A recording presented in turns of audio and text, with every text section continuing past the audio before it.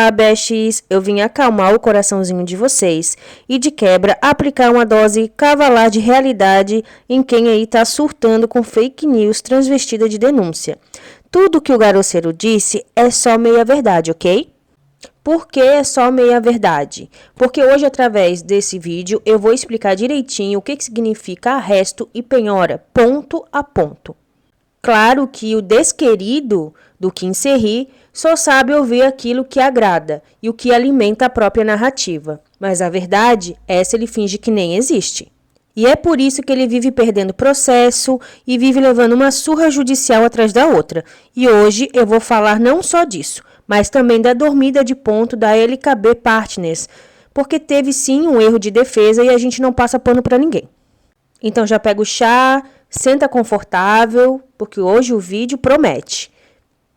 E claro, se você curte esse tipo de conteúdo, deixa seu like, comenta, compartilha e se inscreva no canal para ajudar ele a crescer e eu a continuar produzindo do jeito que vocês gostam.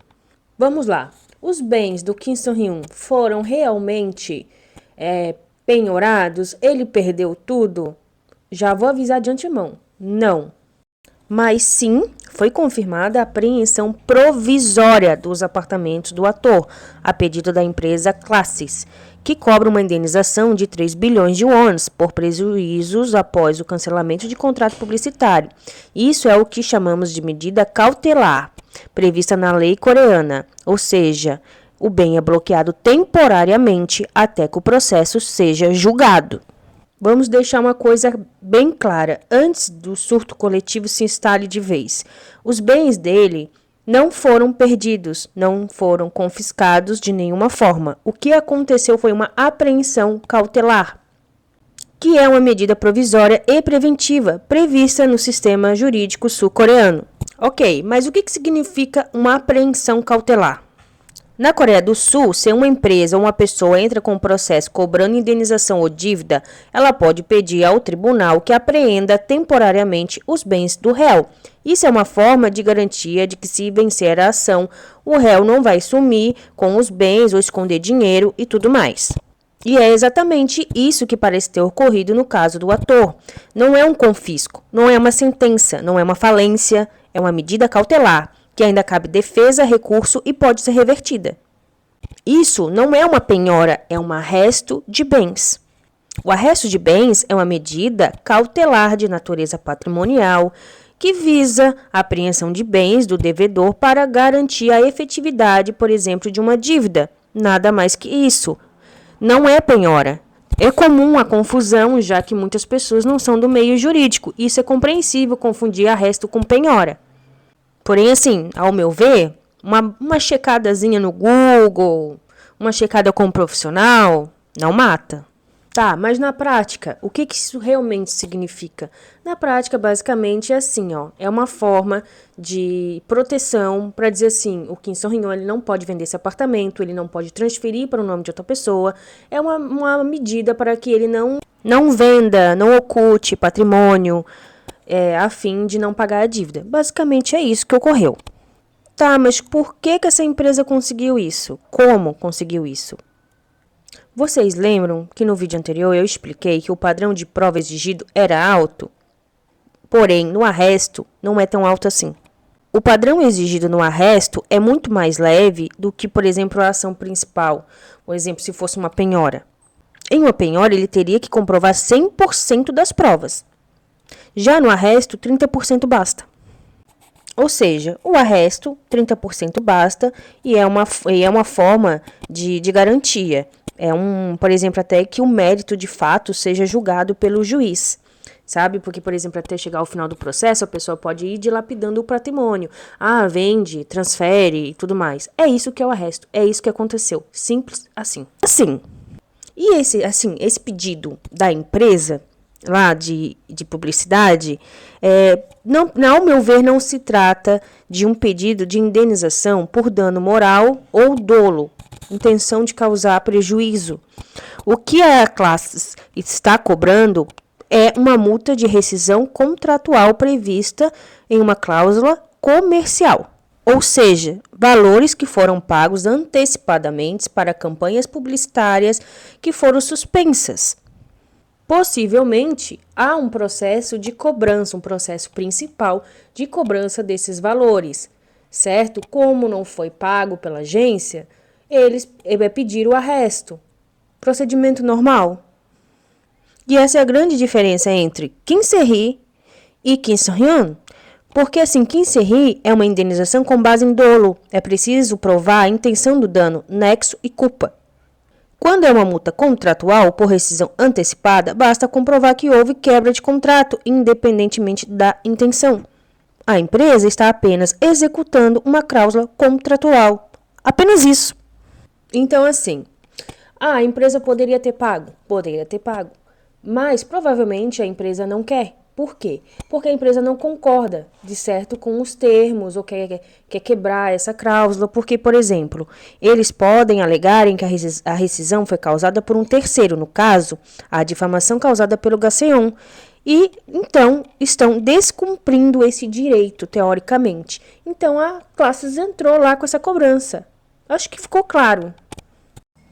E por que eu acho que a LKB dormiu no ponto? Sim, eu acho que eles dormiram sim no ponto.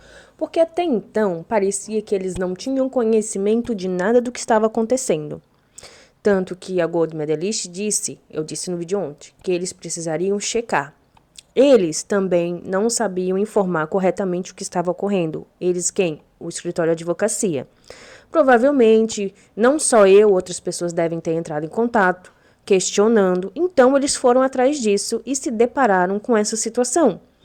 Que eles já deveriam estar cientes muito antes, porque, assim, basta apresentar isso com o mínimo de fundamento no tribunal, com 30%, e o tribunal considera.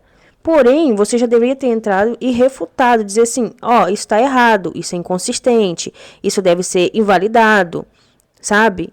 Mas, aparentemente, isso não ocorreu. Então, assim, e aí, inclusive, eu acho que foi numa declaração que eu não lembro aonde também, eles meio que admitiram o erro e colocaram a culpa no Garoceiro. A culpa não é só do Garoceiro. Sim, o Garoceiro é um mau caráter, é um oportunista, como a gente está vendo agora. Tudo de mal que ele fez a gente está vendo agora. Mas assim, não errou sozinho. Não é culpa dele sozinho.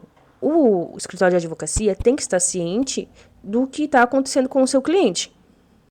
Uma coisa que eu achei interessante, que eles falaram que isso é tudo culpa do Garoceiro e tudo mais. Eu acredito que eles falaram isso porque agora o melhor caminho de defesa para eles é realmente responsabilizar um terceiro pelos danos causados, para não pagar essa rescisão. Então, acredito que seja por isso que o advogado, o Bang, ele jogou a culpa no Gaceon, porque provavelmente esse será o caminho de defesa deles. Pareceu que a estratégia deles é essa, que eles vão responsabilizar o Garoceiro. Mas agora sim, houve uma falha de condução jurídica do caso. Infelizmente, isso é claro. Talvez subestimaram a situação, não reagiram juridicamente no tempo correto, mas muito provavelmente vão correr atrás do prejuízo e tentar reverter a decisão. Tá, mas pode virar uma penhora?